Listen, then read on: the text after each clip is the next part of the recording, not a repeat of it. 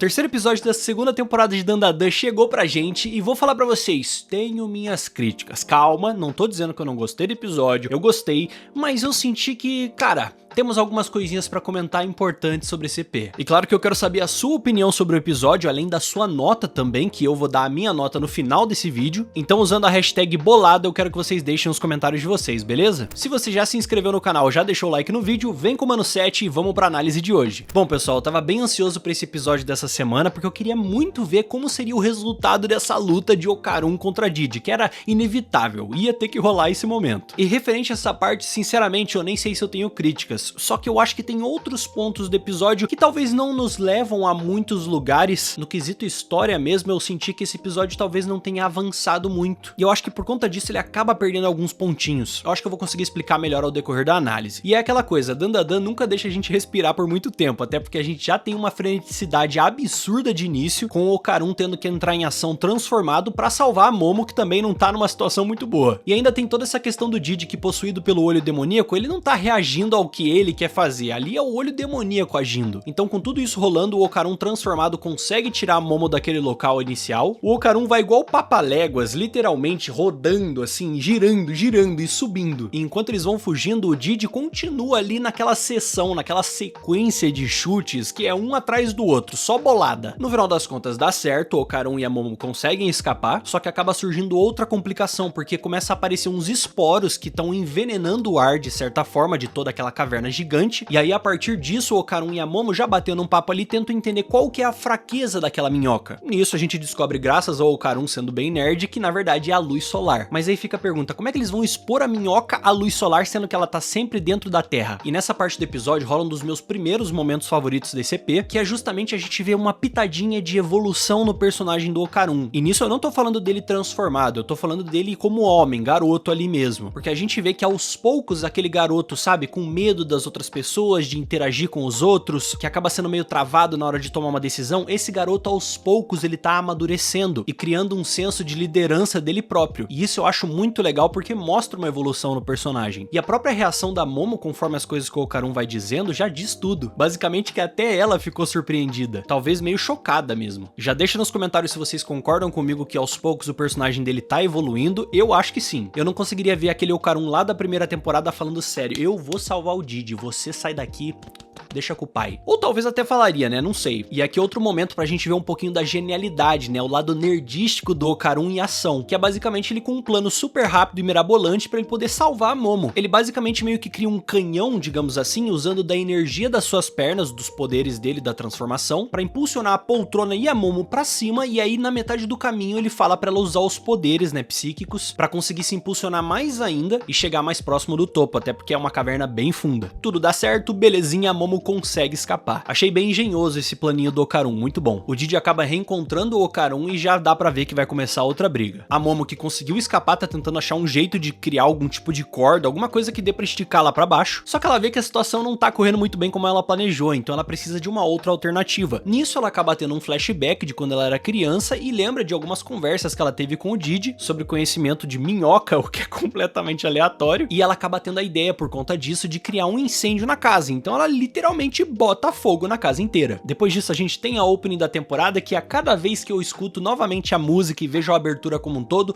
eu gosto mais. Vou falar pra vocês, eu não estava exagerando quando eu disse que eu gostei bastante na análise do primeiro episódio. Realmente pra mim tá aprovadíssima a opening, ela só tem crescido pra mim. Voltando pro episódio, a pancadaria começa e a gente vê uma sessão de literalmente desviadas do Okarun transformado, usando todos os méritos da sua velocidade, do seu poder, enquanto o Didi continua numa sequência de chutes infinitos ali com aquela bola de energia amaldiçoada. Só que é meio curioso que nesse início de luta a gente vê que o Okarun ele não tá tentando dar soco, sabe, dar uns chutes, ele só tá desviando de tudo quanto é tipo de ataque do Didi. Eu não sei se é porque o Okarun não queria ferir o Didi ou é só porque ali naquele momento ele não conseguiu pensar em um jeito de atacar. Então se você tem uma opinião sobre isso, já deixa nos comentários. Depois de várias dessas desviadas, uma hora ia acabar dando ruim mesmo com a velocidade do poder do Okarun. O Didi acaba acertando uma bolada, cara, literalmente que quebra parte da máscara dos dentes ali do Okarun, do poder poder dele e ele já fica um pouco exposto. Ou seja, mesmo com a velocidade absurda do Okarun, não significa que vai dar bom. Só que as coisas também estão complicadas pro Didi, porque mesmo que o olho demoníaco esteja sob posse ali do corpo do Didi, ainda é um corpo de um ser humano, certo? E por conta disso ele tá sendo afetado pelos esporos, né, no ar, ou seja, acaba resultando no sangramento no nariz ali. E é muito louco como o olho demoníaco age, né, porque ele pensa, ok, tudo bem, os esporos estão me prejudicando, então eu vou criar com a energia dessa bola amaldiçoada aqui, uma prisão, uma casinha literalmente, em volta do Okarun, vou prender ele ali e depois eu só entro. E é literalmente isso que ele faz, ele prende o Okarun nessa casinha amaldiçoada e vai entrando ali como se fosse o cara mais badass do planeta. E aí, meus amigos, começa uma sessão de humilhação completa. Uma hora o Didi batia e outra hora o Okarun apanhava. Sinceramente, eu tava curioso pra ver como é que o Okarun ia fazer pra se safar dessa situação, porque o que ele apanhou nessa parte do episódio não tá escrito. Mas era óbvio que é só citar a Momo falando alguma coisa, ameaçando ela de tortura, que é exatamente isso que o Didi faz, que foi o suficiente pra engatilhar no Okarun ali um controle da situação, de pegar a mão dele, botar na mão do Didi e falar, meu irmão, cala essa boca. E ainda falar que ele fez 3 coisas proibidas. Primeiro, machucou a Momo. Segundo, desonrou um amigo, que no caso seria o Didi, né? E a terceira a gente vai descobrir um pouquinho depois. E aí rola pra mim uma das melhores cenas do episódio, que eu adorei mesmo essa parte. A gente começa a ver o Okarun usando o seu poder ali de uma maneira que ele precisava pensar rápido, até porque tava num ambiente completamente controlado pelo Didi. Então o que ele poderia fazer naquele ambiente super pequenininho e apertado? O cara tem um poder basicamente baseado na velocidade. Então ele, usando a energia que tá armazenada nas suas pernas, ele começou a desviar dos ataques do olho demoníaco e assim, usando a velocidade das suas pernas, preparar sequências de socos muito rápidos. E pra ser mais específico, sequências de 20 socos. A dublagem, tanto japonesa quanto em português dessa parte do episódio, foi sensacional. Dele gritando sem parar, 1, 2, 3, 4, 5, 6, 7, 8, 9, 10.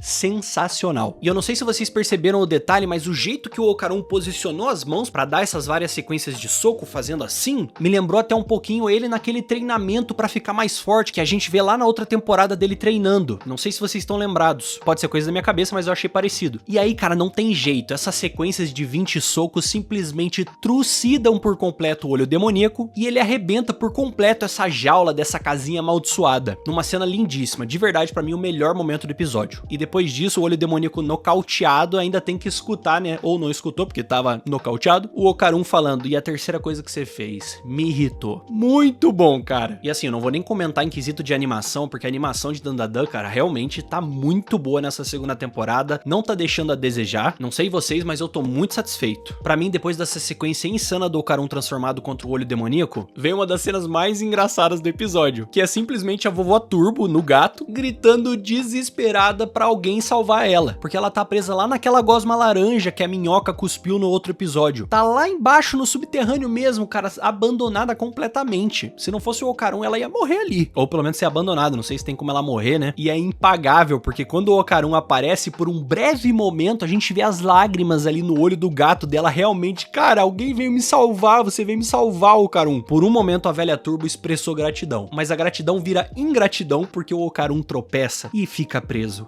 junto com a velha Turbo. Depois disso, a gente volta pra superfície e o que tá rolando? A Momo tá sendo incriminada pela polícia, dizendo que ela que começou o incêndio. Não é mentira, ela começou de fato. Mas tipo assim, como é que eles sabem? Mas o motivo deles saberem é porque tá no detalhe. Os policiais que estão ali falando com a Momo, na verdade, são corruptos. Era a galera que ajudava a família Kito, que dominava a região. E é aquela velha frase que toda análise eu repito: quando alguma coisa tá ruim, ela sempre pode piorar. Começa um tremor absurdo e do nada, surgindo do chão, a minhocona gigante. Apareceu pra sair lá de baixo da caverna, só que ela começa a ser queimada pelo sol, que a gente já tinha descoberto mais cedo que era a fraqueza dessa minhoca. A galera começa a fugir, todo mundo desesperado, a única pessoa que fica ali é a Momo, e a Momo, vendo que a minhoca tá tentando se esconder do sol, decide jogar simplesmente um caminhão de bombeiros na minhoca. O plano dá certo, ela derrota a minhoca, que termina de queimar, e depois ainda vomita a família Kito, que incrivelmente, eu não sei como, tá vivo. E aí eu fico pensando, como que eles estão vivos? Que beleza, eles não foram digeridos, mas já era pra eles terem morrido meio que sufocados lá dentro. Ou eu tô errado? Se bem que existe uma grande possibilidade de eu estar errado, mas tudo bem. A família Kito é vomitada e não só isso, depois de sair de dentro do estômago de uma minhoca, a primeira coisa que eles pensam é cobrar a Momo, falando, você é a culpada por isso aqui tá acontecendo. Tipo, como assim? Hello? E aí que vem o momento mais what the